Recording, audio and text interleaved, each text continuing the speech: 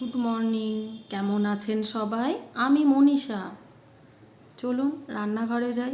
সকালবেলায় এখন বাজে সকাল 7টা, আর রান্নাঘরে থেকেই শুরু করছি।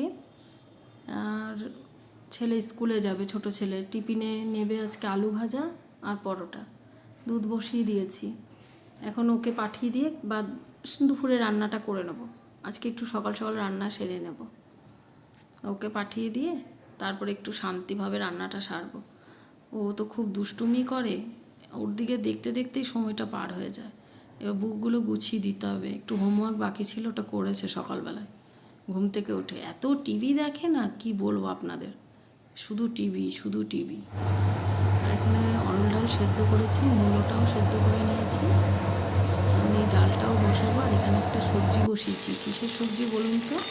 এটা হচ্ছে মূলো ঝুড়ি করে কেটে নিয়েছি, আর ফুলকপির ডাঁটা আর আলু দিয়েছি। বেগুন পাইনি তাই দেওয়া হয়নি, আপনারা চাইলে বেগুনও দিতে পারেন। কালো জিরে ফোড়ন দিয়েছি আর কাঁচা লঙ্কা চিড়ে নামানোর আগে ধনেপাতা আর চিনি।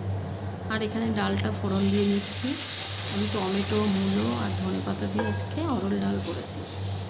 আমার রান্নাগুলো কিংবা আমার ব্লগ যদি আপনাদের ভালো লেগে থাকে, আমার একটা লাইক, কমেন্ট, সাবস্ক্রাইব করবেন, পারলে একটু শেয়ার করে দেবেন।